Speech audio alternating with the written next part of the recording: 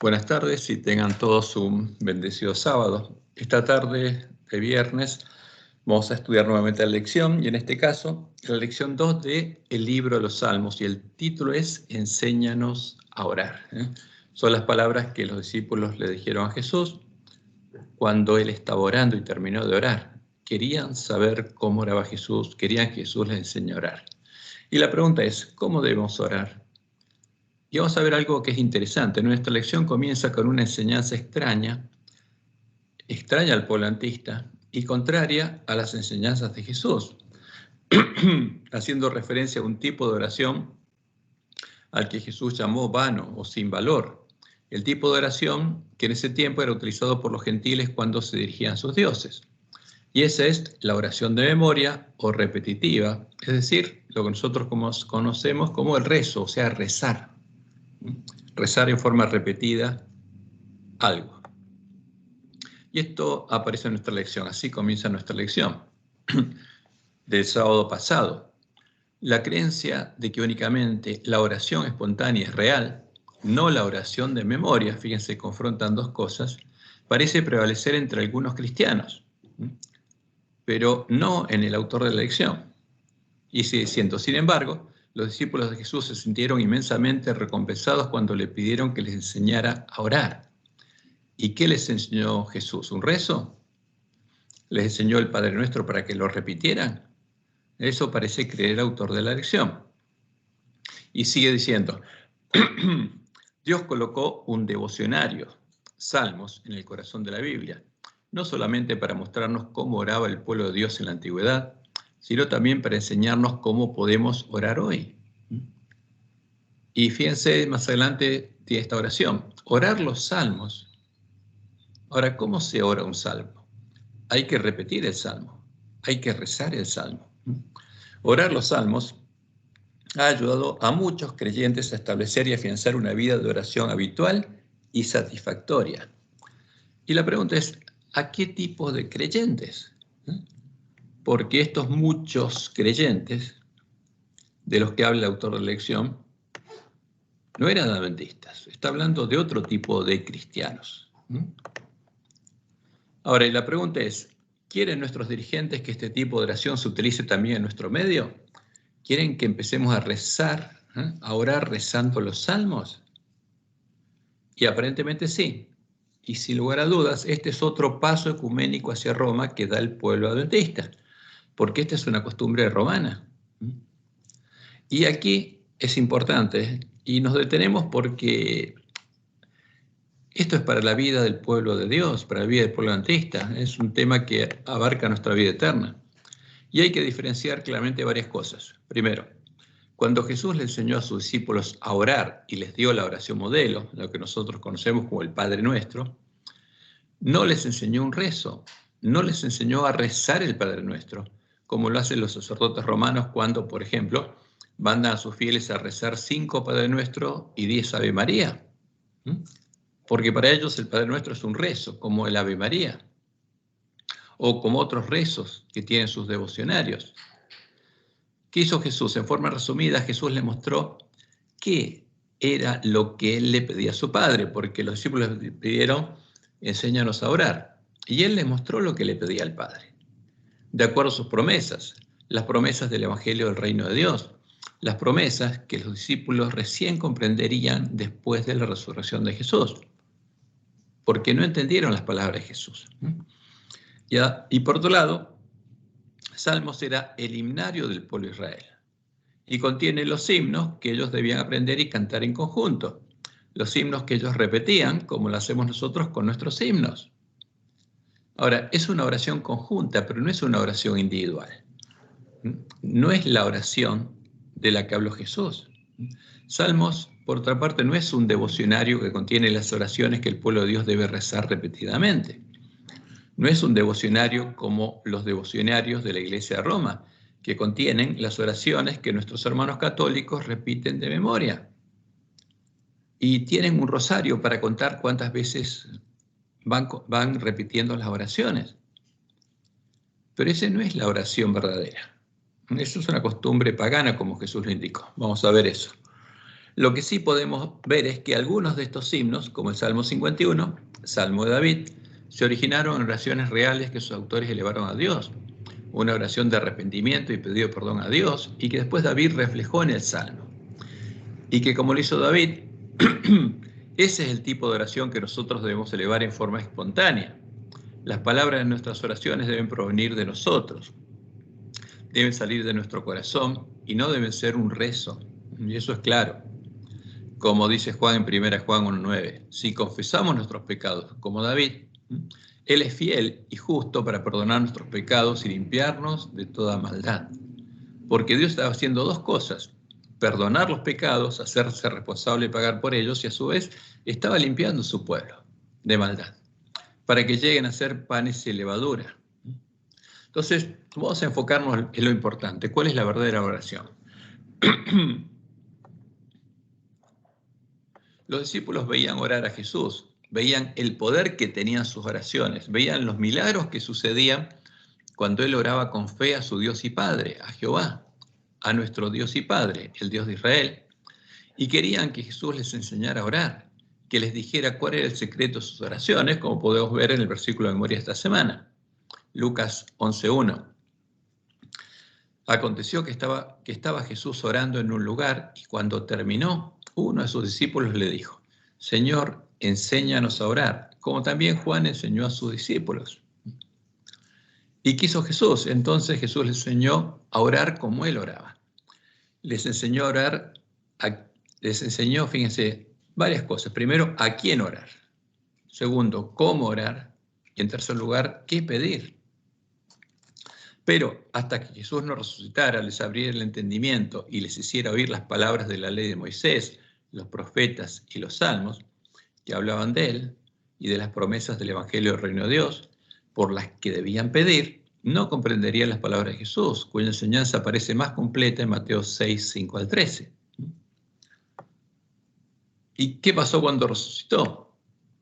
Y les dijo: estas son las palabras que os hablé estando aún con vosotros, que era necesario que se cumpliese todo lo que está escrito de mí en la ley de Moisés, en los profetas y en los salmos. ¿Por qué? Porque en los salmos hay profecía. ¿Y cómo se estudia la profecía? Como Dios dijo que hay que estudiarla. No son, digamos, devocionarios de rezos. Los salmos no son para repetirlos. Podemos cantar salmos en nuestros himnos, pero no son para repetirlos como un rezo en oraciones. Son para estudiarlos y entender la profecía que está en los salmos. Entonces les abrió el entendimiento para que comprendiesen las Escrituras. Y nosotros tenemos que hacer lo mismo. Cuando estudiamos las Escrituras, es para entenderlas, para comprender el significado de las profecías. Y en Hechos 1, 3 al 5 leemos: a quienes también, después de haber padecido, se presentó vivo con muchas pruebas indubitables, apareciéndoseles durante 40 días y hablándoles acerca del reino de Dios. Hablándoles, vamos a ver, de los 7 pedidos que él incluyó en lo que conocemos nosotros como el Padre Nuestro. Y estando juntos les mandó que no se fueran de Jerusalén, sino que esperasen la promesa del Padre, la cual les dijo: oísteis de mí. Porque Juan ciertamente bautizó con agua, mas vosotros seréis bautizados con el Espíritu Santo dentro de no muchos días. Y entonces, ¿qué le enseñó Jesús? ¿A quién debían orar? A Jehová, a nuestro Dios y Padre, el Dios y Padre de Jesús, porque a Él le oraba Jesús. ¿Cómo debían orar?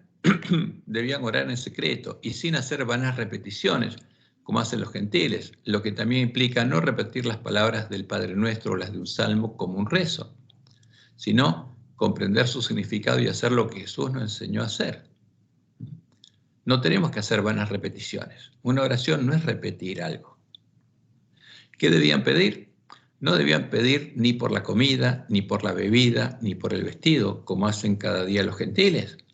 Debían pedir por las promesas del Evangelio del Reino de Dios, porque, como le indica Juan, si pedimos de acuerdo a la buena voluntad de Dios para con nosotros, Él nos oye y contesta nuestras oraciones. Ese es el secreto de la oración: conocer cuál es la buena voluntad de Dios, como la conocía Jesús, y pedir de acuerdo a su voluntad. Fíjense lo que dice Juan en 1 Juan 5, 14 y 15. Esta es la confianza que tenemos en Él, que si pedimos alguna cosa conforme a su voluntad, Él nos oye, porque Dios reveló cuál es su voluntad, cuáles son las promesas. Y si pedimos de acuerdo a lo que Él reveló, que es su buena voluntad con nosotros, Él lo va a hacer, Él nos oye y contesta. Y si sabemos que Él nos oye en cualquier cosa que pidamos, dice Juan, sabemos que tenemos las peticiones que le hayamos hecho. Y en cambio Santiago dice lo siguiente: pedís y no recibís, ¿por qué pedís mal? Para gastar en vuestros deleites. O sea, ¿qué tenemos que pedir a Dios? Es claro la palabra de Dios. Tenemos que entender justamente cuáles son las promesas de Dios, cuál es la voluntad de Dios para con nosotros y pedirle de acuerdo a su voluntad. ¿Y cómo llegamos a conocer cuál es la buena voluntad de Dios? Como lo indica Pablo, mediante el culto racional, estudiando racionalmente la palabra de Dios, incluyendo el libro de Salmos. Como dice Pablo, Romanos 17, así que la fe es por el oír y el oír por la palabra de Dios. De ahí viene el tercer sola de Lutero, porque primero empezó diciendo, somos salvos solo por la gracia de Dios, sola gracia. Después, solo por la fe. Lo único que Dios nos pide es fe en sus promesas. ¿Y de dónde viene la fe? Por el oír la palabra de Dios, por eso él dice sola escritura. Nuestra fe tiene que venir solo de la palabra de Dios. Y en Romanos 12, 1 y 2, Pablo nos dice, así que, hermano, os ruego por las misericordias de Dios que presentéis vuestros cuerpos en sacrificio vivo, santo, agradable a Dios, que es vuestro culto racional. ¿Qué quiere Dios? Que entendamos racionalmente su palabra, porque son cosas reveladas en forma racional y en un lenguaje racional que todos podemos comprender. No os conforméis a este siglo, sino transformaos por medio de la renovación de vuestro entendimiento, para que comprobéis cuál sea la buena voluntad de Dios, agradable y perfecta. Y si la conocemos y le pedimos, ¿va a responder Dios? Por supuesto. Eso es lo que tenemos que hacer. Por eso la misión del Purlantista era recuperar el conocimiento de la verdad echada por tierra, era el primer trabajo del Purlantista, para que pudiera producirse el verdadero reavivamiento de la piedad de la iglesia primitiva. ¿Y qué hacía Jesús? Jesús siempre oraba con fe en su Dios y Padre, conociendo la voluntad de Dios y pidiendo que se hiciera su voluntad. Por eso sus oraciones tenían poder. Y así nos enseñó a orar, buscando el reino de Dios y su justicia. Esa sería la oración de todos sus hermanos, de todos los que llegaran a tener la fe de Jesús en su Dios y Padre. Y esto es lo que tenemos registrado justamente en Mateo 6, del 5 al 13. Cuando Él les enseñó, lo conocemos como el Padre Nuestro. Y Jesús dijo lo siguiente: y cuando ores, no seas como los hipócritas, porque ellos aman el orar en pie en las sinagogas y en las esquinas de las calles, para ser vistos de los hombres. De cierto os digo que ya tienen su recompensa. Mas tú, cuando ores, entra en tu aposento, en tu habitación, y cerrada la puerta. Ora a tu Padre que está en secreto, porque tu Padre va a estar contigo ahí. Y órale en secreto, porque Él conoce tus pensamientos. Y tu Padre que ve en lo secreto, te recompensará en público. Y orando, no uséis vanas repeticiones como los gentiles, que piensan que por su palabrería serán oídos. Fíjense, Jesús fue claro. No tenemos que repetir oraciones, ni rezos. No tenemos que sacar nuestras oraciones de un devocionario. Esa no es la verdadera oración. Porque eso es lo que hacen los gentiles, que piensan que por su palabrería serán oídos. No os hagáis pues semejante a ellos, porque vuestro Padre sabe de qué cosa tenéis necesidad antes que vosotros le pidáis. Vosotros pues oraréis así. Y esta es la enseñanza de Jesús. ¿Y a quién tenemos que orar? A nuestro Dios y Padre, como oraba Jesús. Padre nuestro que estás en los cielos, santificado sea tu nombre. El primer pedido, que está relacionado con una promesa de Dios, con la voluntad de Dios.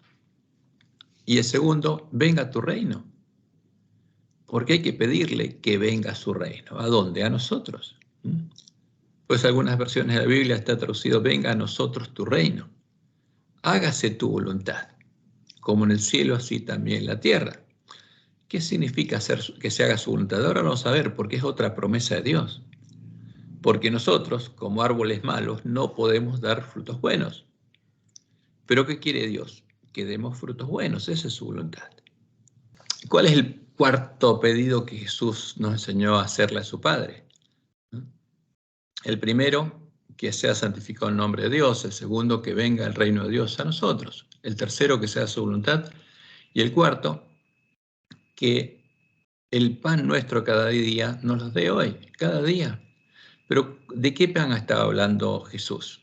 Claramente nos dice que no pidamos por la comida ni la bebida, no es el pan que comemos al desayuno, al almuerzo y la cena. Es otro pan, es el verdadero alimento que necesitamos cada día. Y el quinto pedido es perdónanos nuestras deudas, porque el que perdona nuestras deudas, ¿quién es? Es Dios, el Dios y Padre Jesús. Como lo estudiamos en el trimestre pasado, porque Él carga nuestras deudas, perdona nuestros pecados y carga nuestras deudas en su santuario. Y Él se hace responsable de pagar por ellas. Y eso lo seguiría haciendo hasta que llegue el fin. Y después de que llegue el fin, y después de que todos sus hijos sean limpiados de los pecados de ignorancia y sean trasladados a su santuario, recién ahí el santuario tiene que ser purificado. Pero hasta ese momento el que perdona y carga nuestros pecados es nuestro Dios y Padre. Y perdónanos nuestras deudas, como también nosotros perdonamos a nuestros deudores. Y nosotros también tenemos que perdonar. Y eso es importante, Jesús lo enseñó. Y no nos dejes caer en la tentación, porque todos seríamos tentados. Porque no tenemos lucha contra carne y sangre. Estamos en un conflicto y Satanás estaría constantemente buscándonos hacer caer. Pero le pedimos a Dios que nos ayude, que nos soporte en la tentación. Y finalmente, que nos libre del mal. Ese es el séptimo pedido, porque esa es otra promesa de Dios. Librarnos del mal, ¿para qué?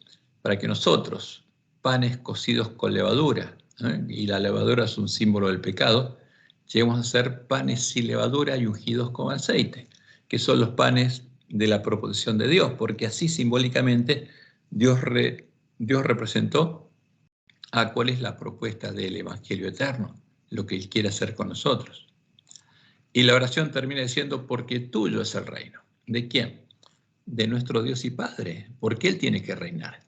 Y el poder que hay en ese reino es el poder de Dios. Y la gloria, por lo que va a pasar con nosotros, es de Dios. Por todos los siglos, amén, termina Jesús enseñándonos. Tenemos que entender y orar de este modo.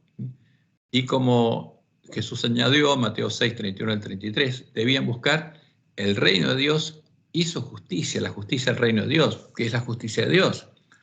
¿Qué es la ley de Dios? Tendremos que buscar que la ley de Dios estuviera escrita en nuestra mente y en nuestro corazón para reflejar el carácter de Dios. Eso es lo que tendremos que buscar. Y todas las demás cosas les serían añadidas, Jesús anunció. No os afanéis pues diciendo qué comeremos o qué beberemos o qué vestiremos, porque los gentiles buscan todas estas cosas. Pero vuestro Padre Celestial sabe que tenéis necesidad de todas estas cosas. Las cosas materiales, dice, más buscad primeramente el reino de Dios, que Dios reine en ustedes y su justicia. Y todas estas cosas os serán añadidas. A los hijos de Dios lo que tienen que preocuparse es de qué, las cosas materiales. Jesús dice no. ¿Él se preocupaba de las cosas materiales? No. Y nos enseñó a hacer lo mismo. Y cuando los discípulos empezaron a pedir de acuerdo a la voluntad de Dios, sus oraciones fueron respondidas y en Pentecostés del año 31 recibieron la lluvia temprana y vino a ellos el reino de Dios, como Dios lo había anunciado, como lo había prometido y como está registrado en Apocalipsis 12, del 10 al 14. Entonces oí una gran voz en el cielo que decía, ahora ha venido la salvación, el poder y el reino de nuestro Dios. ¿Cuándo vino el reino de Dios a los discípulos que estaban pidiendo por el reino de Dios? En Pentecostés. Vino a ellos el reino de Dios y la autoridad de su Cristo, porque ha sido lanzado fuera el acusador de nuestros hermanos, el que los acusaba delante de nuestro Dios día y noche. Y ellos le han vencido. ¿Jesús venció? Sí. Y sus hermanos también. Y ellos le han vencido por medio de la sangre del Cordero y de la palabra del testimonio de ellos, y menospreciaron sus vidas hasta la muerte. Y cuando vio el dragón que había sido arrojado a la tierra, persiguió a la mujer que había dado a luz al hijo varón, a Jesús, al primogénito. ¿Y por qué la persiguió? Porque ahora estaba dando a luz a sus hermanos. Y se le dieron a la mujer las 2 alas de la gran águila, para que volase delante de la serpiente al desierto, a su lugar, donde es sustentada por un tiempo y tiempos y la mitad de un tiempo, por 1260 años, desde el año 31 hasta fines del siglo XIII. Y como Dios le había anunciado, sucedió. Y durante todo ese tiempo, el reino de Dios llegaba al que conocía la voluntad de Dios, escuchaba las palabras del Evangelio del reino de Dios y le pedía a Dios que venga a él su reino. Y durante todo ese tiempo, la mujer vestida de sol estuvo dando a luz a los hermanos de Jesús, hasta que el lugar santuario de Dios y la verdad fueron echados por tierra por el hombre de pecado. Ahora, lo mismo que sucedía con ellos sucedería con nosotros cuando recuperáramos el conocimiento de la verdad echada por tierra por el hombre de pecado. Entonces, los lugares asolados serían reedificados con los 144.000 vencedores de la última generación del pueblo adventista. Porque, como Jesús lo indicó, en este tiempo el reino de los cielos sería semejante a las vírgenes que salieron a recibir al esposo.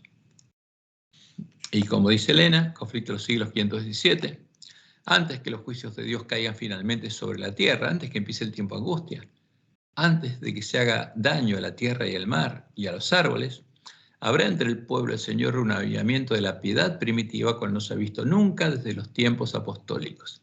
El Espíritu y el poder de Dios serán derramados sobre sus hijos. Y en Apocalipsis 14, el 1 al 5, está el fruto de ese avivamiento. Después miré, y aquí el Cordero estaba en pie sobre el monte de Sión, símbolo del reino de Dios, y con él 144.000 que tenían el nombre de él y el de su Padre escrito en la frente. Fíjense que en ellos había sido santificado el nombre de Dios. Santificado sea tu nombre, vamos a ver. Y después se agrega lo siguiente, estos son los que no se contaminaron con mujeres, pues son vírgenes. Hay vírgenes que van a dejar de ser vírgenes, porque se van a contaminar con las mujeres, con el pueblo de Israel en Sitín. Estos son los que siguen al Cordero por donde quiera que va. Fíjense, siguen al Cordero en el camino angosto y después van con él a la batalla. Estos fueron redimidos de entre los hombres como primicias para Dios y para el Cordero. No son todos los redimidos de la última generación, son las primicias. Y en sus bocas no fue hallada mentira, pues son sin mancha delante del trono de Dios. Ya son panes y levadura ungidos con aceite. La proposición de Dios se cumplió en ellos, esa es la promesa. Por eso nuevamente habría un pueblo que conoce a su Dios, que conoce a Jehová, que sabe que no hay otro Dios, como lo indica la profecía de Joel, y este pueblo habría edificado su casa sobre la roca, sobre Jehová, y no sobre la arena, no sobre la falsa roca que son dioses, que ya identificamos en el estudio anterior, porque ese es el fundamento de la bestia del falso profeta. Esa es la abominación desoladora de la que habló el profeta Daniel. Y esta es la profecía de Joel. Y conoceréis que en medio de Israel estoy yo, y que yo, una persona singular, yo soy Jehová vuestro Dios, y no hay otro. Y esto es importante, porque es el fundamento, como dijo Jesús, esta es la vida eterna. Y conoceréis que yo soy Jehová vuestro Dios, y no hay otro. Y mi pueblo nunca más será avergonzado. Y después de esto, después de que haya un pueblo que conoce a su Dios, derramaré mi espíritu sobre toda carne. Y profetizarán vuestros hijos y vuestras hijas, vuestros ancianos soñarán sueños y vuestros jóvenes verán visiones. Y también sobre los siervos y sobre las siervas derramaré mi espíritu en aquellos días, y daré prodigios en el cielo y en la tierra, sangre y fuego y columnas de humo. El sol se convertirá en tinieblas y la luna en sangre antes que venga el día grande y espantoso de Jehová. Antes que llegue el fin de la gracia. Y todo aquel que invocar el nombre de Jehová será salvo. Empieza el tiempo de angustia, empieza a escucharse el fuerte pregón. Y todo aquel que invocar el nombre de Jehová será salvo. Porque en el monte de Sión y en Jerusalén habrá salvación, como ha dicho Jehová, y entre el remanente al cual él habrá llamado, porque primero llama a un remanente, a los 144.000, y después el espíritu y la esposa llaman al resto del pueblo de Dios que está en Babilonia a salir de ella. Por eso, lo más importante, como Jesús nos enseñó, es que tenemos que predicar el Evangelio del Reino para prepararle el camino a su venida. Y por eso tenemos que entender justamente cuáles son las promesas del Evangelio del Reino de Dios. Y lo podemos hacer fácilmente entendiendo qué es lo que Jesús nos enseñó a pedir a Jehová, a su Dios y Padre. Y las siguientes son las promesas de Dios que Jesús nos enseñó a pedirle con fe, como Él lo hacía. Primero, que sea santificado el nombre de Dios en nosotros. Esta es la promesa y el fruto del Evangelio del Reino de Dios, que en nosotros sea reflejado y sea glorificado su nombre, que es símbolo de su carácter. Este será el resultado final de la predicación y la creencia en el Evangelio del Reino de Dios, en el Evangelio primitivo, porque como fue santificado en Jesús, el nombre de Dios será santificado en sus nuevos hijos ante los ojos de todas las naciones. Esa es su promesa, como la leemos en Ezequiel 36:23. Y santificaré mi grande nombre, profanado entre las naciones, el cual profanasteis vosotros en medio de ellas. Y aquí le está hablando su pueblo, y especialmente a nosotros, porque está hablándole la última generación. Porque lo que Dios anunció en Ezequiel 8 y Ezequiel 9 se estaría cumpliendo en medio de la iglesia remanente. Y sabrán las naciones que yo soy Jehová, dice Jehová el Señor, cuando sea santificado en vosotros delante de sus ojos. Y por eso este pedido, santificado sea tu nombre. ¿Dónde? En nosotros. Que se cumpla esta promesa. Y sabrán las naciones que yo soy Jehová, dice Jehová el Señor, cuando sea santificado en vosotros delante de sus ojos. Y esta es la promesa que se va a cumplir en los 144.000. Y esta es la promesa que se empezó a cumplir en Jesús, el primogénito entre muchos hermanos, el primogénito de la simiente de la mujer vestida de sol, y se seguiría cumpliendo en todos sus hermanos, los hijos que Dios engendraría cumpliendo las promesas del nuevo pacto. Y esta es la oración de Jesús, al final de Juan 17, 25, 26, la oración intercesora de Jesús, y Jesús terminó diciendo, Padre justo, el mundo no te ha conocido, pero yo te he conocido. Habría un pueblo que conocería a su Dios, y el primogénito, ¿quién es? Jesús. Y estos han conocido que tú me enviaste. Y les he dado a conocer tu nombre, y lo daré a conocer aún. ¿Para qué? Para que el amor con que me has amado esté en ellos, y yo en ellos. Este es el propósito de Jesús. Y Jesús dio a conocer el nombre de Dios. Y en Jesús fue santificado el nombre de Dios. Y leemos en Apocalipsis 12, 1 al 6. Apareció en el cielo una gran señal, una mujer vestida de sol con la luna debajo de sus pies y sobre su cabeza una corona de 2 estrellas. Corona significa triunfo. 2 estrellas, las 12 tribus de Israel. Esta mujer es un símbolo ¿de quién? De los vencedores, de la iglesia triunfante. Y estando encinta, clamaba con dolores de parto en la angustia del alumbramiento. ¿Y a quién iba a dar a luz? A su primogénito. Y ella dio a luz a un hijo varón que regirá con vara de hierro a todas las naciones. Y su hijo fue arrebatado para Dios y para su trono. Y la mujer huyó al desierto, donde tiene lugar preparado por Dios para que allí la sustenten por 1260 años, hasta finales del siglo XIII. Y empezó a dar hijos. Y como leemos en Romanos 5, 1 al 5, justificados pues por la fe, dice Pablo, tenemos paz para con Dios por medio de nuestro Señor Jesucristo, por quien también tenemos entrada por la fe a esta gracia en la cual estamos firmes y nos gloriamos en la esperanza de la gloria de Dios. ¿Cuál es la esperanza de la iglesia primitiva? Que la gloria de Dios se refleje en ellos, que el amor de Dios se refleje en ellos, que el nombre de Dios sea santificado en ellos. Y esa tiene que ser nuestra esperanza. Y en el versículo 5 Pablo dice, y la esperanza no avergüenza, porque el amor de Dios ha sido derramado en nuestros corazones por el Espíritu Santo que nos fue dado. Era una realidad. Y en Romanos 8, 28 al 30 dice, y sabemos que los que aman a Dios, a los que aman a Dios, a los que aman ¿a quién? Al Dios y Padre Jesús, a Jehová. Todas las cosas les ayudan a bien. Esto es a los que conforme a su propósito son llamados.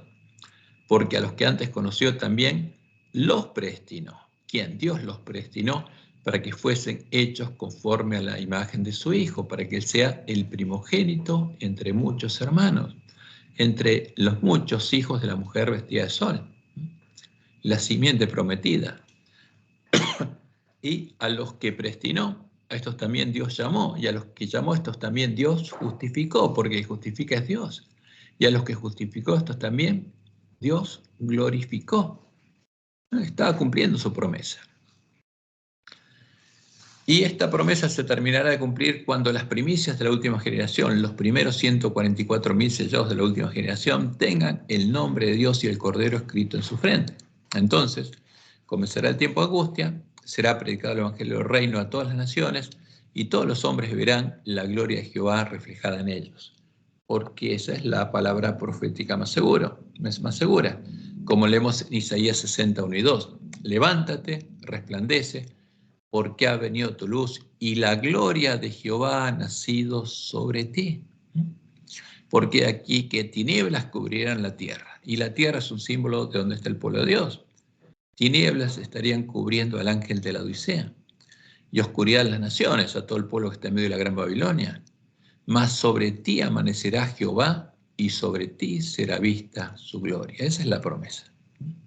Y por eso Jesús dice en Apocalipsis 3:12, al que venciere, yo lo haré columna en el templo de mi Dios. ¿Y quién es el vencedor? Alguien al que la mujer vestida de sol dio a luz. Alguien que Dios lo pone en la mesa de los panes de la proposición. Y Jesús dice, yo lo haré columna en el templo de mi Dios y nunca más saldrá de allí. O sea, nunca más podrá ser vencido. Los vencedores nunca van a ser vencidos como Jesús. Y escribiré sobre él el nombre de mi Dios. Y el nombre de la ciudad de mi Dios, la Nueva Jerusalén, la cual desciende del cielo de mi Dios, y mi nombre es nuevo. Y por eso Elena de White escribe en Primeros Escritos, página 71, lo siguiente. Los que reciban el sello del Dios vivo y sean protegidos en el tiempo de angustia, deben reflejar plenamente la imagen de Jesús. Deben ser, ¿qué cosa? Panes y levadura ungidos con aceite. Tiene que tener el nombre de Dios y el Cordero escrito en la frente. Pero ella vio algo triste. Vi que muchos descuidaban la preparación necesaria, muchos que adventistas, esperando que el tiempo de refrigerio y la lluvia tardía los preparase para sostenerse en el día del Señor y vivir en su presencia. ¿Y a cuántos vi sin amparo en el tiempo de angustia? Habían descuidado la preparación necesaria. ¿Por qué? Porque actuaron en forma insensata, como vírgenes insensatas. Y por lo tanto no podían recibir el refrigerio indispensable para sobrevivir a la vista de un Dios santo. Y termina diciendo, vi que nadie podrá participar del refrigerio a menos que haya vencido, fíjense, a menos que sea un vencedor, a menos que haya nacido de la mujer vestida de sol, que haya vencido todas las tentaciones y triunfado del orgullo, el egoísmo, el amor al mundo y sobre toda palabra y obras malas. Tiene que ser un pan sin levadura.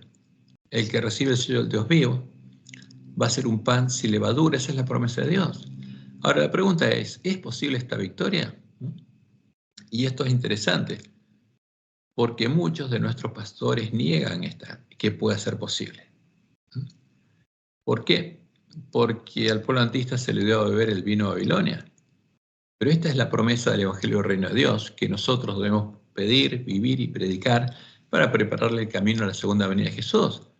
Porque si no predicamos el Evangelio del Reino de Dios, no estamos haciendo la voluntad de Dios. Hasta que no hubiéramos entendido, recuperado el conocimiento de la verdad y no estuviéramos predicando el Evangelio del Reino de Dios, no estaríamos cumpliendo la misión que Dios nos dio. Y será predicado este Evangelio del Reino, dijo Jesús, en todo el mundo, para testimonio a todas las naciones, y entonces vendrá el fin. ¿Cuándo? Cuando hayamos predicado el verdadero Evangelio.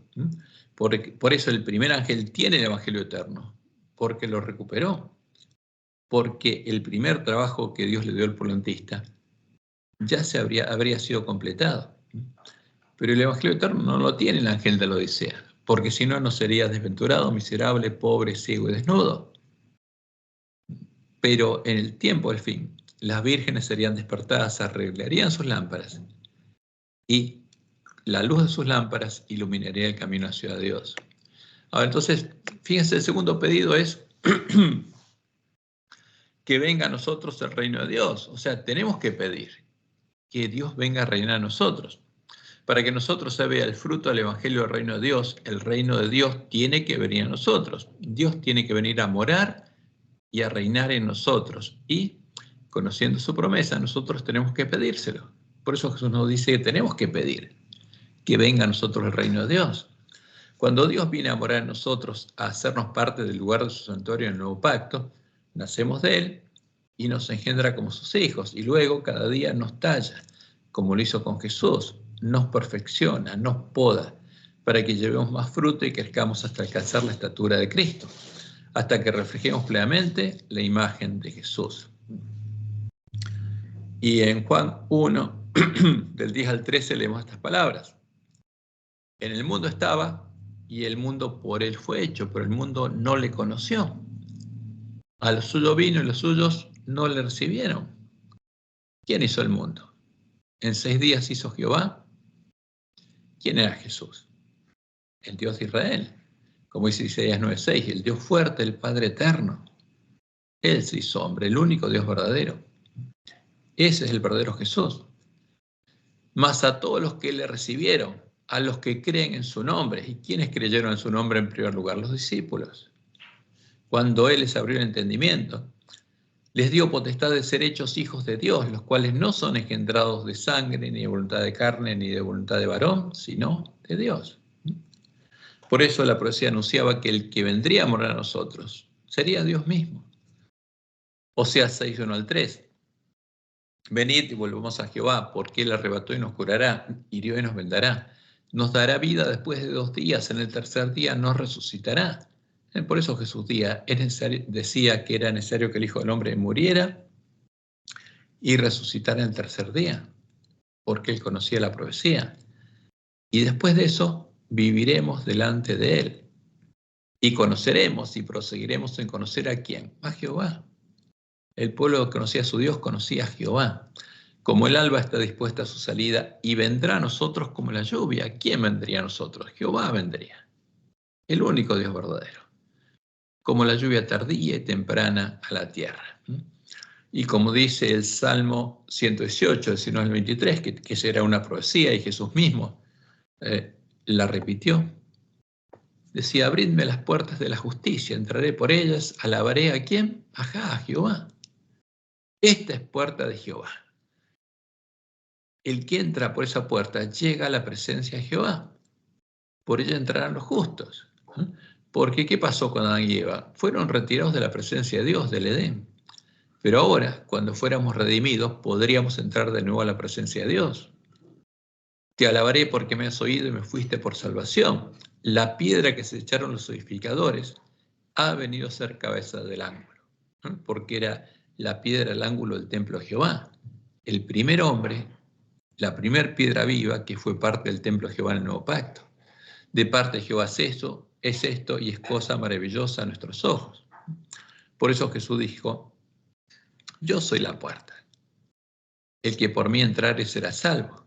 Y yo soy el camino y la verdad y la vida. Nadie viene al Padre sino por mí.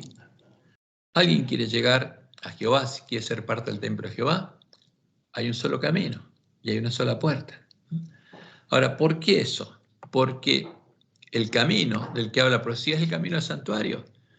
Porque el tabernáculo es el lugar donde Dios moraba, estaba la presencia de Dios, y que es un tipo, es un tipo del Edén, de Canaán y del reino de Dios, porque es simbólico.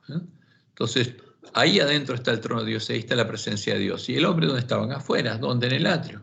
Porque los israelitas, los pecadores, estaban en el atrio, que es un símbolo de la gran ciudad que se llama Babilonia, Sodoma y Egipto, donde Jesús fue crucificado, donde Jesús murió. Porque ese es el lugar donde están los clavos del pecado, y es el lugar donde Dios confesó y cargó nuestros pecados sobre su cordero, y Él murió tomando nuestro lugar. para redimirnos de la esclavitud en el reino del pecado y la muerte, para que se abrieran las puertas de la cárcel y pudiéramos salir de la cárcel y entrar a la casa de Dios. Y cuando Jesús murió y se cumplió la profecía del altar, como dice el autor de Hebreos, los sacrificios ya dejaron de estar en pie porque era una profecía y se había cumplido, y todo lo simbólico se transformó en lo real. Y se abrió ese camino nuevo y vivo, como dice el autor de Hebreos. La fuente estaba disponible para lavar nuestras ropas en la sangre del Cordero, ser vestidos con vestiduras blancas, con la piel del Cordero, y entrar en su lugar a la casa de Dios, aceptando que Él tome nuestro lugar para nosotros tomar el lugar de Él. Porque esa es la promesa, ese es el Evangelio. Y entrar por la puerta abierta a la casa de Dios y empezar a recorrer el camino angosto que lleva a la vida, ¿no? Hasta que Dios nos ponga en la mesa de los panes a proposición. ¿Y qué pasa cuando alguien entra por la puerta abierta? Dios viene a morar en él, como saber en las promesas, y pone su trono en él. Por eso, como Dios lo anunció por medio de Ezequiel, en el templo del Nuevo Pacto, no habría lugar santo y lugar santísimo. ¿Por qué? No habría separación. Todo el recinto sería santísimo porque Dios pondría su trono en él. Ya no habría más separación. Entonces el autor de Hebreos dice lo siguiente: así que teniendo libertad para entrar en el lugar santísimo, la presencia de Dios, donde está el trono de Dios, por la sangre de Jesucristo, por el camino nuevo y vivo que nos abrió a través del velo, esto es de su carne, y teniendo un gran sacerdote sobre la casa de Dios, acerquémonos con corazón sincero, en plena certidumbre de fe, purificados los corazones de mala conciencia y lavados los cuerpos con agua pura en la fuente. Y en Colosenses 1, 12 al 14, Pablo dice: con gozo dando gracias al Padre que nos hizo aptos para participar de la herencia de los santos en luz, el cual nos ha librado de la potestad de las tinieblas. ¿De qué? De la cárcel, del atrio, del reino del príncipe de este mundo, y trasladado al reino de su amado Hijo, en quien tenemos redención por su sangre, el perdón de los pecados. Y en 2 Corintios 5, 17 leemos: de modo que si alguno está en Cristo, si alguno realmente está unido a la vid verdadera, nueva criatura es. Las cosas viejas pasaron. He aquí, todas son hechas nuevas. Y sigue diciendo, y todo esto proviene de Dios. Y en Gálatas 6:15 leemos: porque en Cristo Jesús ni la circuncisión vale nada, ni la incircuncisión, sino una nueva creación. Y en Romanos 2:28 y 29, Pablo dice: pues no es judío, o sea, no es cristiano, no es parte del pueblo de Dios en el nuevo pacto, el que lo es exteriormente, ni es la circuncisión la que se hace exteriormente en la carne, sino que es judío, el que lo es en el interior, y la circuncisión es la del corazón, en espíritu, no en letra, la alabanza del cual no viene de los hombres, sino de Dios. Y en 1 Juan 3, 1 y 14, Juan nos da el testimonio de lo que es ser circuncidado en el corazón. Y dice él: mirad cuál amor nos ha dado el Padre para que seamos llamados hijos de Dios. ¿Qué amor derramó Dios en nuestros corazones? Su amor, está diciendo, para que seamos llamados hijos de Él. Por esto el mundo no nos conoce, porque no le conoció a Él. Y dice: nosotros sabemos que hemos pasado de muerte a vida en que amamos a los hermanos. O sea, el Hijo del Trueno está diciendo: nosotros sabemos que hemos pasado de muerte a vida en que amamos a los hermanos. El que no ama a su hermano permanece en muerte. El que no tiene el amor de Dios en el corazón está muerto. Sigue muerto. Y eso es lo que le falta al ángel de la Odisea. Ese es el oro refinado en fuego que Jesús pretende venderle junto a las vestiduras blancas para vestirse. ¿Y qué dijo Jesús en Juan 15, 1 al 5? Yo soy la vid verdadera y mi Padre es el labrador. Todo pámpano que en mí no lleva fruto lo quitará, y todo aquel que lleva fruto lo limpiará para que lleve más fruto. Porque el perfeccionamiento, la santificación es obra de Dios en nosotros. Y por eso terminé diciendo: yo soy la vid, vosotros los pámpanos. El que permanece en mí y yo en él, este lleva mucho fruto, porque separados de mí, nada podéis hacer. Ahora, ¿Cómo haría Dios esta obra? Circuncidando nuestros corazones, escribiendo su ley en nuestra mente y en nuestro corazón y quitando de ellos la ley del pecado, el conocimiento de la ciencia del bien y del mal, la ciencia creada por Lucifer en su mente, la ciencia que Satanás le había dado a conocer a Adán y Eva. Deuteronomio 36. Y circuncidará Jehová tu Dios tu corazón y el corazón de tu descendencia, para que ames a Jehová tu Dios con todo tu corazón y con toda tu alma, a fin de que vivas, a fin de que tengas vida, ¿no? Y en Jeremías 31, 33 y 34, Jehová explicó cómo lo haría. Pero este es el pacto que haré con la casa de Israel después de aquellos días, dice Jehová. Daré mi ley en su mente. ¿Qué ley? La que él tiene escrita en su mente. Y la escribiré en su corazón. Lo que él tiene escrito en su mente y en su corazón, lo escribiría en nuestra mente y en nuestro corazón para que fuéramos sus hijos. Y yo seré ellos por Dios, y ellos me serán por pueblo. Y no enseñará más ninguno a su prójimo ni ninguno a su hermano, diciendo, conoce a Jehová, porque todos me conocerán. Desde el más pequeño de ellos hasta el más grande, dice Jehová, porque perdonaré la maldad de ellos y no me acordaré más de su pecado. Entonces, santificado sea tu nombre, venga tu reino. Y ahora, hágase tu voluntad. O sea, el tercer pedido es que se haga la voluntad de Dios, porque Él viene para eso. El que nace de Dios y tiene la fe de Jesús, sabe que lo mejor para nosotros es seguir sus caminos y andar en sus sendas, para que Él pueda andar con nosotros y hacer en nosotros todas nuestras obras. Y para poder seguir sus caminos debemos conocer sus caminos. Como lo hizo con Jesús, cada día nuestro Padre tiene que guiarnos a conocer su voluntad. Fíjense, esta es la promesa que está en Ezequiel 36, 25 al 27. Esparciré sobre vosotros agua limpia y seréis limpiados. De todas vuestras inmundicias y de todos vuestros ídolos os limpiaré. Os daré corazón nuevo y pondré espíritu nuevo dentro de vosotros y quitaré de vuestra carne el corazón de piedra y os daré un corazón de carne y pondré entre vosotros mi espíritu, mi presencia. Y haré, fíjense, esto es lo hermoso, y haré que andéis en mis estatutos y guardéis mis preceptos y los pongáis por obra. Yo voy a hacer que ustedes puedan hacer mi voluntad y andar en mis caminos. Esa es la promesa de Dios. Lo que nosotros no podemos hacer, Él prometió hacerlo en nosotros. Y Jesús fue muy claro al explicar cómo vivía Él, como leemos en Juan 12, 49 y 50. Porque yo no he hablado por mi propia cuenta. El Padre que me envió, Él me dio mandamiento de lo que he de decir y de lo que he de hablar. Y sé que su mandamiento es vida eterna. Así pues, lo que yo hablo, lo hablo como el Padre me lo ha dicho. Y en Juan 14, del 10 al 12 leemos, ¿no crees que yo soy el Padre y el Padre en mí? Las palabras que yo os hablo, no las hablo por mi propia cuenta, sino que el Padre que mora en mí, Él hace las obras.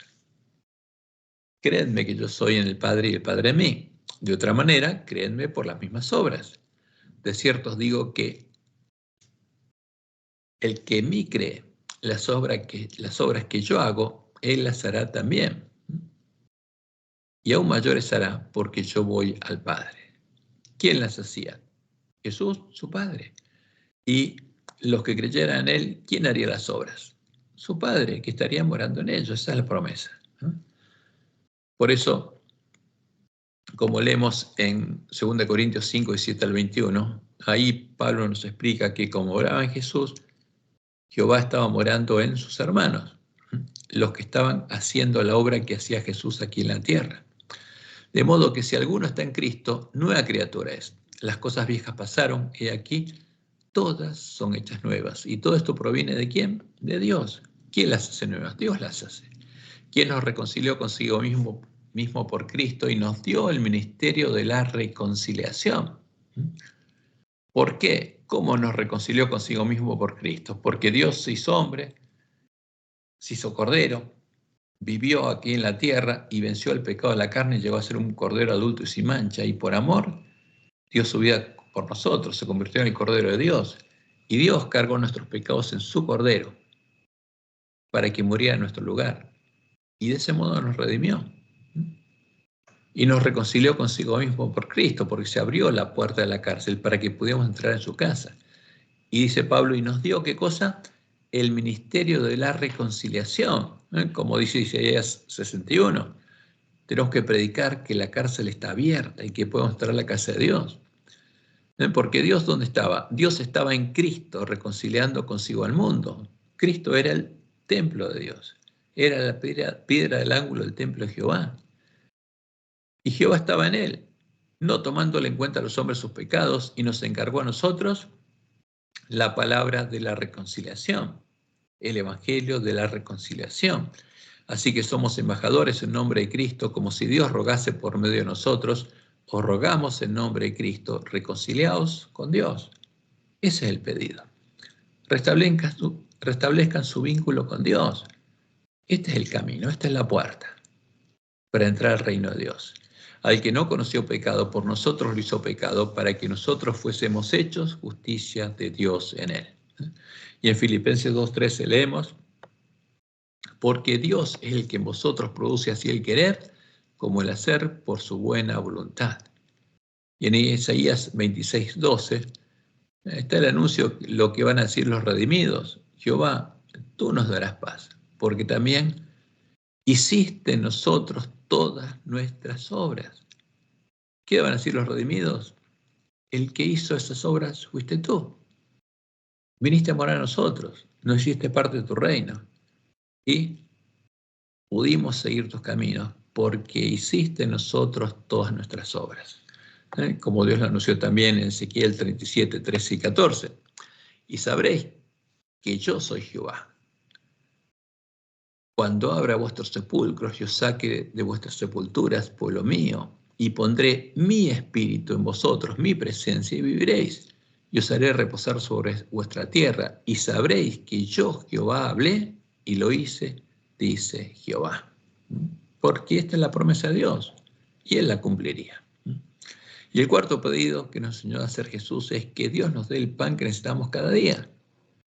Pero ese pan no es el alimento físico, como claramente Él nos enseñó, no es la comida y la bebida por la que piden los gentiles. El alimento que necesitamos es el que nos dará el conocimiento que es vida eterna. Necesitamos alimentarnos de toda palabra que sale de la boca de Dios para llegar a conocerlo a Él y al santo, al verdadero Jesús, y seguir sus caminos, puestos los ojos en Jesús, el autor y consumador de la fe. Y cada día debemos clamar a Él por ese pan, como lo hacía Jesús. Y en Deuteronomio 8:3, ahí Moisés claramente nos dice que lo que hizo Dios fue llevar a su pueblo en el desierto hasta que entendieran, para hacerte saber que no solo de pan vivirá el hombre, más de todo lo que sale de la boca de Jehová vivirá el hombre. Y por eso Jesús, que se había alimentado de toda palabra a la boca de Jehová, cuando Satanás lo tentó, le dijo, escrito está, no solo de pan vivirá el hombre, sino de toda palabra que sale de la boca de Dios. Y lo que sale de la boca de Dios son cosas reveladas, porque Él habla en nuestro idioma. Como dice Deuteronomio 29, las cosas secretas pertenecen a Jehová nuestro Dios, mas las reveladas, las que son una dice Jehová, son para nosotros y para nuestros hijos para siempre, para que cumplamos las palabras, todas las palabras de esta ley. Y como dice el Salmo 119, 105, lámpara es a mis pies tu palabra y lumbrera a mi camino. Y el 160 dice, la suma de tu palabra es verdad. Si queremos conocer cuál es la verdad, tenemos que poner, como Dios nos dice, líneas sobre líneas, todas sus palabras sobre un tema.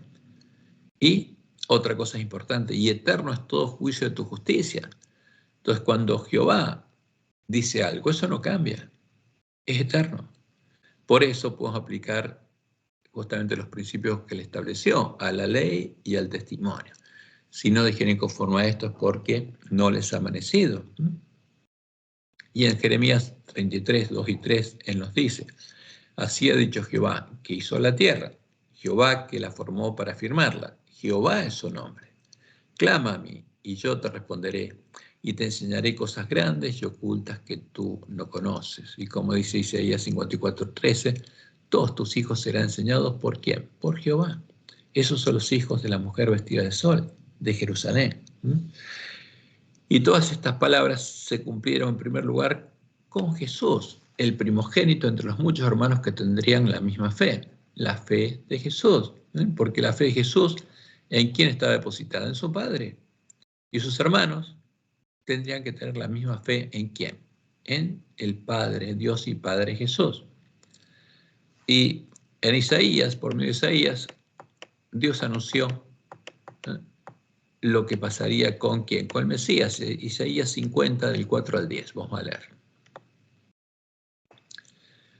Y ahí dice, Jehová el Señor me dio lengua de sabios para saber hablar palabras alcanzadas. Entonces cuando decimos, el pan nuestro de cada día, dánoslo hoy.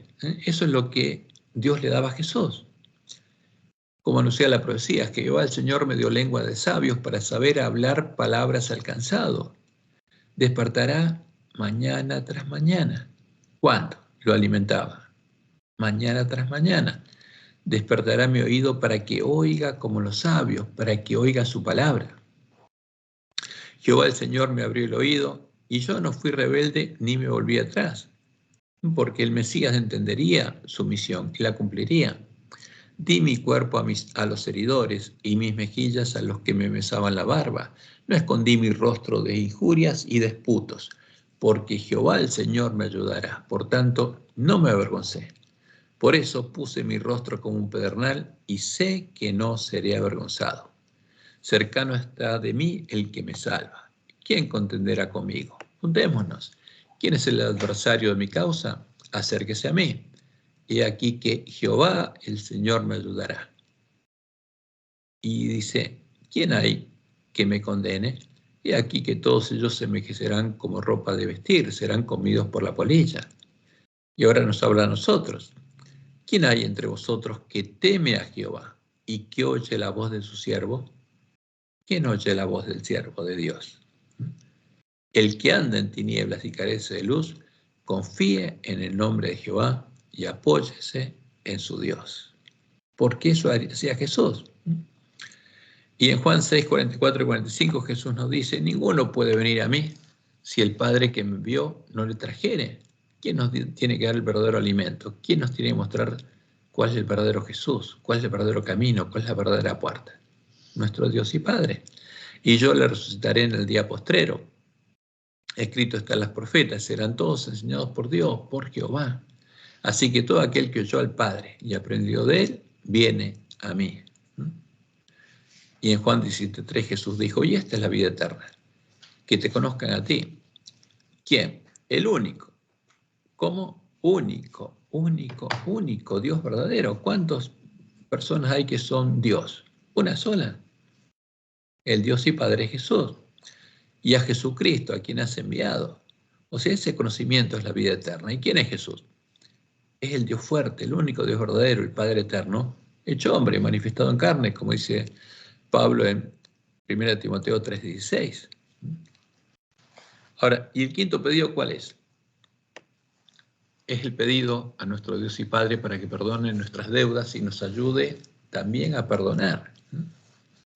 Para que los lugares asolados fueran reedificados, para que el continuo fuera restablecido, porque fue quitado por el hombre pecado, nosotros deberíamos comprender la doctrina del santuario, como Dios le mostró en el Juay. Deberíamos entender cómo se llevaría adelante el continuo y la expiación en el santuario del nuevo pacto.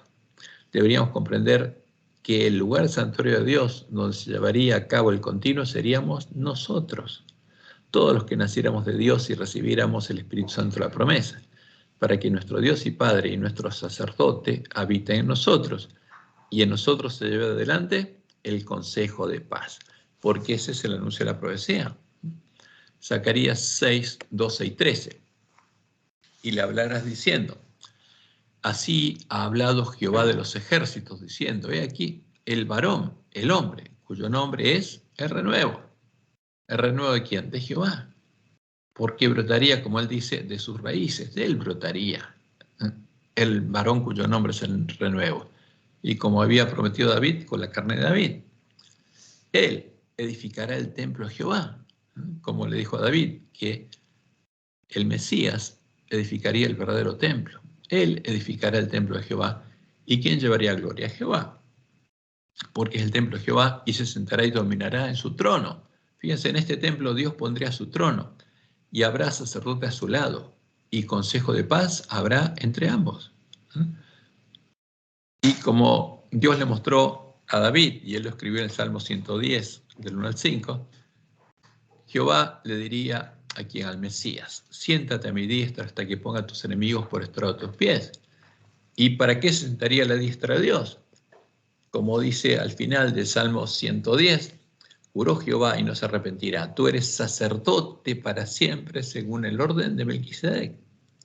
Sacerdote. Por eso, el consejo de paz sería el continuo, porque Jesús es el nuevo sacerdote en el nuevo templo. Y Dios nos perdonaría durante el continuo de nuestros pecados conscientes, cuando fuéramos a Él siguiendo el camino de la gracia. ¿Y cuál es la obra de Jesús? Interceder por nosotros como sacerdote. Entonces, por eso tendríamos que entender justamente el santuario, como Dios le mostró en el Juez, y le dijo que todos los que buscaran y encontraran a Jesús comprenderían la obra que Él haría en el santuario, el continuo y la expiación. Y como dice el autor de Hebreos, y Moisés a la verdad fue fiel en toda la casa de Dios, como siervo, para testimonio de lo que se iba a decir, pero Cristo, como hijo sobre su casa, ¿dónde oficia Jesús? En el templo del nuevo pacto, la cual casa somos nosotros. Si te retenemos firme hasta el fin la confianza y el gloriarnos en la esperanza. O sea, ellos tenían claro, el templo del nuevo pacto estaba formado con piedras vivas, cuya primera piedra, la piedra del ángulo, era Jesús. Y después sus hermanos, todos los que nacían de Dios. Cuando entraban por la puerta abierta al lugar santuario de Dios. Y Dios empezaba a transformarlos a imagen de Jesús. Por eso, como Dios les mostró en el Juez, los símbolos, los elementos que hay en el lugar santo, la lámpara, la menorá, el altar del incienso y la mesa de los panes de proposición, era un símbolo de los que entraban al lugar santo, al templo de Dios, y en los que Dios ponía su trono. Por eso, en Romanos 8, 31 al 34, Pablo es claro. ¿Qué pasaba en el tiempo del nuevo pacto? ¿Cuál era el continuo? Y dice, ¿qué pues diremos a esto? Si Dios es por nosotros, ¿quién contra nosotros? El que no escatimó a su propio Hijo, sino que lo entregó por todos nosotros, ¿cómo no nos dará también con Él todas las cosas? ¿Quién acusará a los escogidos de Dios? Dice, Dios es el que justifica. ¿Quién perdona? Dios. ¿Quién nos limpia gratuitamente y carga nuestros pecados en su santuario? Dios. ¿Qué pide para perdonarnos? Solamente fe, porque el justo por la fe vivirá. ¿Y qué pasa con el santuario? En el día de la expiación va a tener que ser purificado de los pecados que Dios nos perdonó. Y sigue diciendo Pablo, ¿quién es el que condenará? ¿Quién va a condenarnos? Dios no, Dios es el que nos justifica. Y además sigue siendo Cristo es el que murió, más aún el que también resucitó, el que además está a la diestra de Dios, el que también intercede por nosotros. Por eso en el continuo, el que justifica quién es Dios, es claro esto. ¿Y qué hace Jesús? Es nuestro sacerdote, está a la diestra de Dios, sentado en el trono de Dios, e intercede por nosotros. Como leemos en 1 Timoteo 2:5, porque hay un solo Dios y un solo mediador entre Dios y los hombres. ¿Quién? Jesucristo, hombre. Como es el autor de Hebreos, el que puede compadecerse de nuestras necesidades porque fue tentado en todo, conforme a nuestra semejanza. Y en Hebreos 5:6 leemos, como también dice en otro lugar, tú eres sacerdote para siempre, según el orden de Melquisedec. Y al final, en Hebreos 12, 22 al 24 leemos, el autor de Hebreos dice, bueno, ¿entramos a dónde? Al templo de Dios. Los que creímos entramos en reposo. ¿Pero a dónde entramos? Dice. Os habéis acercado al monte de Sión, que es un símbolo del reino de Dios, a la ciudad del Dios vivo, Jerusalén la celestial, la Jerusalén del nuevo pacto, a la compañía de muchos millares de ángeles, a la congregación de los primogénitos que están inscriptos en los cielos, a Dios, el juez de todos. ¿Y qué juicio hace Dios con nosotros? El juicio de justamente de la gracia, porque Dios perdona a los que van a Él. Y lo único que pide es que justamente su pedido sea sincero, que estén realmente arrepentidos y vayan a Él con fe. A los espíritus de los justos hechos perfectos, a Jesús el mediador del nuevo pacto. ¿Cuál es la misión de Jesús? Es el mediador, es nuestro sacerdote. Y a la sangre rociada que habla mejor que la de Abel. Y en 1 Juan 1:3 leemos: lo que hemos visto y oído, eso os anunciamos, para que también vosotros tengáis comunión con nosotros, y nuestra comunión verdaderamente es con el Padre y con su Hijo Jesucristo. ¿Y por qué tenían esa comunión? Porque habían entendido el Evangelio y habían pedido que Dios cumpla sus promesas, como Dios le enseñó, como Jesús les enseñó. Y esta era la promesa de la cual Jesús les había hablado, la promesa que sería realidad cuando Él venciera, resucitara y fuera glorificado. ¿Qué les dijo? Fíjense, vamos a leer algunas palabras que registró Juan. Juan 14, 18 al 23. Jesús les dijo: no os dejaré huérfanos, vendré a vosotros. Todavía un poco, y el mundo no me verá más, pero vosotros me veréis, porque yo vivo, vosotros también viviréis. En aquel día vosotros conoceréis que yo estoy en mi Padre, y vosotros en mí, y yo en vosotros. El que tiene mis mandamientos y los guarda, ese es el que me ama. Y el que me ama será amado por mi Padre, y yo le amaré, y me manifestaré a él. Y le dijo Judas, no el Iscariote: Señor, ¿cómo es que te manifestarás a nosotros sino al mundo? Respondió Jesús y le dijo: el que me ama, mi palabra guardará, y mi Padre le amará, y vendremos a él y haremos morada con él. ¿Quién? Yo y mi Padre, está diciendo Jesús. Por eso él dice: yo soy la vid y mi Padre es el labrador. Mi Padre viene y va a poner su trono en el templo del nuevo pacto, y yo me voy a sentar a su lado. Y como leemos en Apocalipsis 5:6, y miré y vi que en medio del trono y de los 4 seres vivientes y en medio de los ancianos estaba en pie un cordero como inmolado, que tenía 7 cuernos y 7 ojos.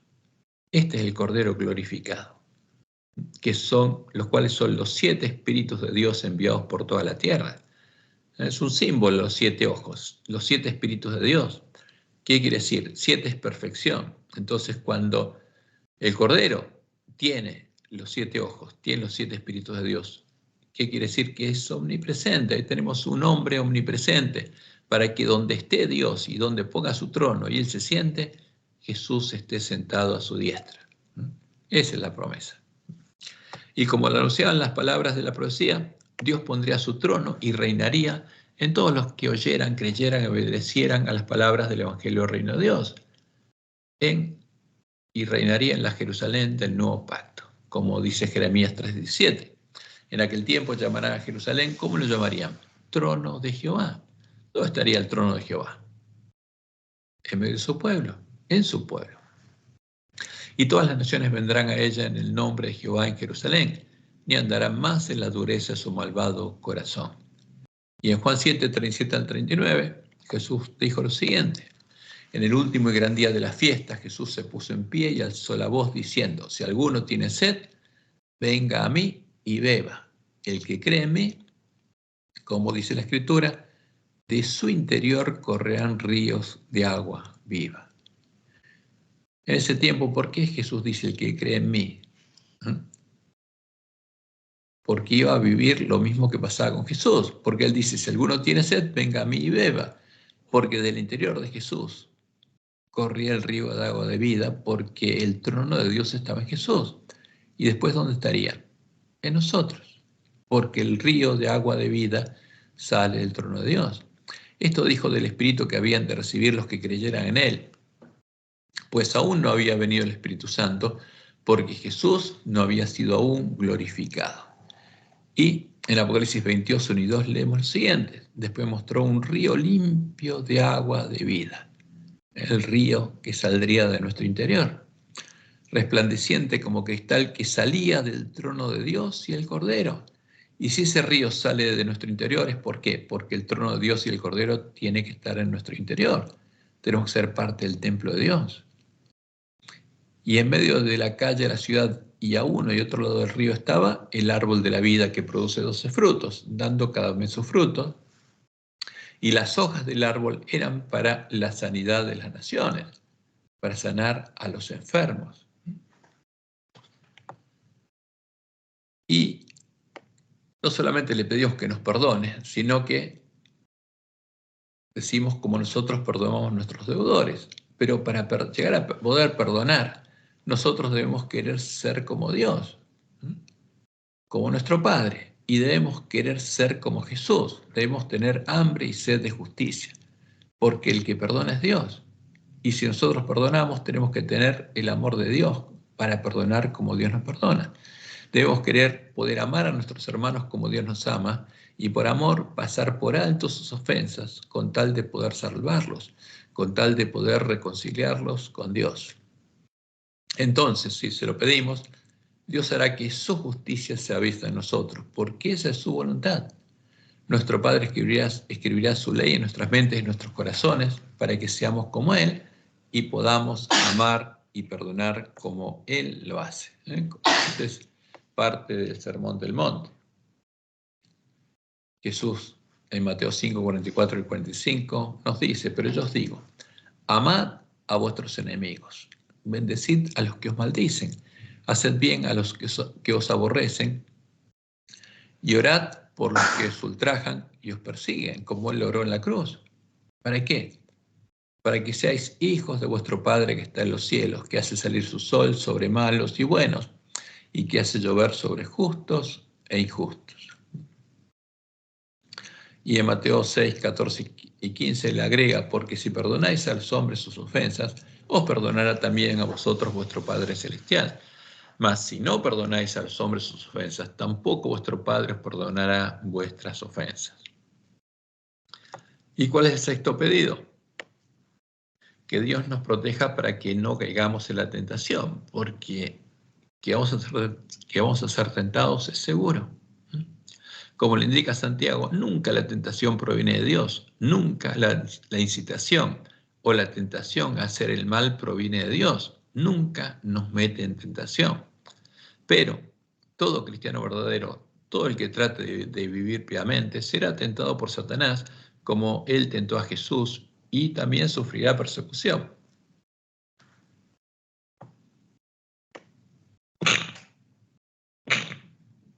Disculpe. Entonces, Santiago 1, 12 al 18. ¿Qué dice Santiago? Bienaventurado el varón que soporta la tentación, porque cuando haya resistido a la prueba, recibirá la corona de vida que Dios ha prometido a los que le aman. Y agrega, cuando alguno es tentado, no diga que es tentado de parte de Dios, porque Dios no puede ser tentado por el mal, ni Él tienta a nadie. Dios no nos tienta ni nos mete en tentación, sino que cada uno es tentado cuando de su propia concupiscencia, ¿no?, del mal tesoro del corazón, es atraído y seducido. Entonces la concupiscencia, después que ha concebido, da a luz el pecado, y el pecado, siendo consumado, da a luz la muerte. Amados míos, no erréis, toda buena dádiva y todo don perfecto desciende de lo alto del Padre. ¿Qué viene de Dios? ¿La tentación? No, el bien, en el cual no hay mudanza ni sombra de variación. Él, de su voluntad, nos hizo nacer por la palabra de verdad para que seamos primicias de sus criaturas. Ahora, ¿le permite Dios a Satanás tentar y probar a sus hijos? Sí, se lo permite, como le permitió tentar a Job. Pero al mismo tiempo prometió ayudarnos a todos nosotros, ayudarnos a encontrar la salida, para que podamos resistir y vencer, para que no caigamos cuando seamos tentados. Como leemos en 1 Corintios 10:13. No os ha sobrevenido ninguna tentación que no sea humana, pero fiel es Dios, que no os dejará ser tentados más de lo que podéis resistir, sino que dará también juntamente con la tentación la salida para que podáis soportar. Y esa es la razón por la que el pedido nuestro debe ser que Él nos ayude en medio de la tentación, que seguro vendrá, y nos dé la sabiduría y la fuerza que necesitaremos para poder vencer. ¿Y cuál es el séptimo pedido? Que Dios nos libre del mal, y del malo también. Una cosa es clara, nosotros no tenemos lucha contra carne ni sangre, y solos no podemos vencer ni a nuestra carne ni a las huestes espirituales de maldad. Pero la promesa de Dios es que todo el que habita al abrigo del Altísimo, todo el que more en su reino y sea engendrado por Dios y fortalecido con su poder, podrá vencer al pecado en la carne. Será limpiado de todas sus inmundicias, de todo el mal tesoro de su corazón, y recibirá un corazón nuevo en el que Dios escribirá su ley de amor, el buen tesoro de su propio corazón. Y como leímos en Jeremías 31 al 34, esa es la promesa de Dios, del nuevo pacto. Dar su ley en nuestra mente, en nuestro corazón, para que todos lo conozcamos, seamos parte de su pueblo. Y Dios también prometió, al mismo tiempo, por medio de Ezequiel, guardarnos de todas nuestras inmundicias hasta que termine de limpiarnos y de escribir su ley en nuestras mentes y en nuestros corazones. Como leemos en Ezequiel 35, 36, 25 al 27 y el 29. Esparciré sobre vosotros agua limpia y seréis limpiados de todas vuestras inmundicias. ¿De qué? De lo que tenemos en la mente del corazón. Y de todos vuestros ídolos os limpiaré. Os daré corazón nuevo y pondré espíritu nuevo dentro de vosotros, un corazón nuevo y una mente nueva. Y quitaré de vuestra carne el corazón de piedra y os daré un corazón de carne. Y pondré dentro de vosotros mi espíritu. Y haré que andéis en mis estatutos y guardéis mis preceptos y los pongáis por obra. Yo voy a hacer que puedan andar en el camino angosto siguiendo las pisadas de Jesús. Y además agrega en el versículo 29, y os guardaré de todas vuestras inmundicias, aunque tengamos un mal tesoro en el corazón.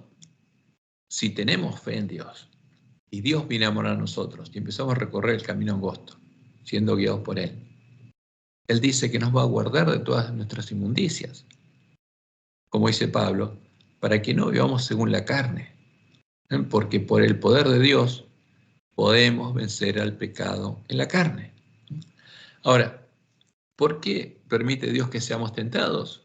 Y por varios motivos. Y uno es porque Satanás atacará nuestros puntos débiles, y al hacerlo, pondrá en evidencia los puntos sobre los cuales aún no hemos vencido.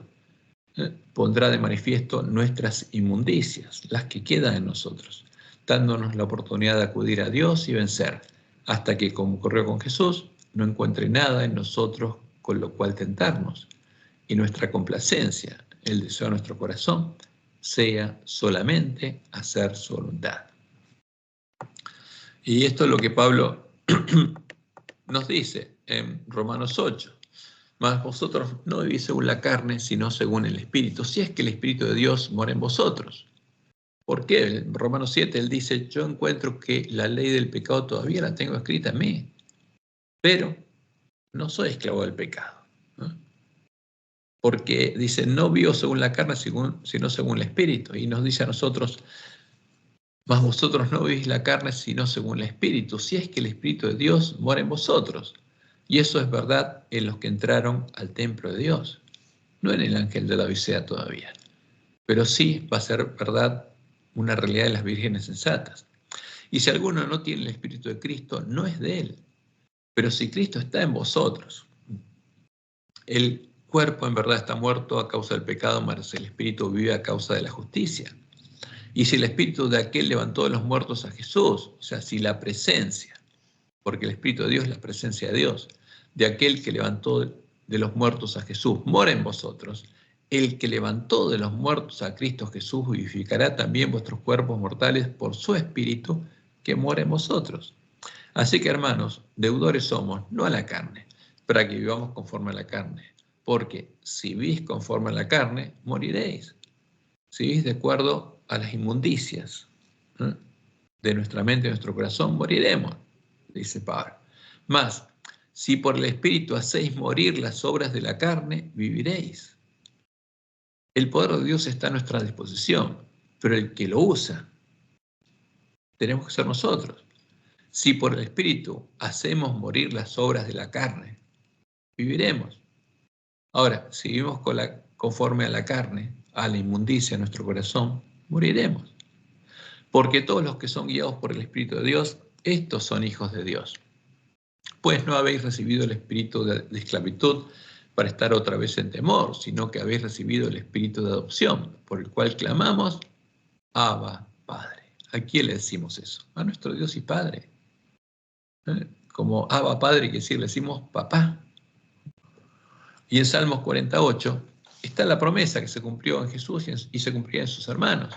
Me complazco en hacer tu voluntad, oh Dios mío. O sea, mi placer es hacer tu voluntad. Ese es el deseo de mi corazón. ¿Por qué? Porque tu ley está en medio de mi corazón y el deseo de mi corazón es hacer tu voluntad. Y eso es lo que pasaría con todos los hijos de Dios. Y tiene que pasar y va a pasar con las primicias de la última generación, con los 144.000 sellados del pueblo adventista. Y termina diciendo Jesús, porque tuyo es el reino, y el poder y la gloria, por todos los siglos. Amén. Reconociendo nosotros, ¿qué cosa? Que el reino es de Dios, y de Dios es el poder, y de Dios tiene que ser la gloria, porque el que hace todas esas cosas es Dios, es la promesa de Dios, por todos los siglos. Y amén, así sea. Y se lo pediremos porque nosotros somos sus hijos y su reino, porque somos de Él, porque Él nos redimió, porque Él es nuestro Padre, nuestro Redentor y nuestro Salvador, y suyo es el poder para vencer, y suya es la gloria, porque en nosotros será reflejada la gloria de su nombre, su gloria, la gloria de su carácter, por todos los siglos. Y amén, porque tiene que ser nuestro deseo. Cuando decimos amén, decimos, ese es nuestro deseo.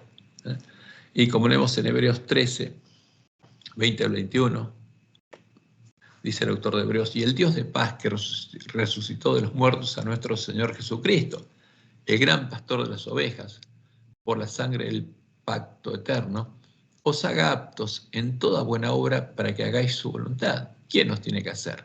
Aptos, Dios. Haciendo Él en vosotros lo que es agradable delante de Él. ¿Quién hace la obra?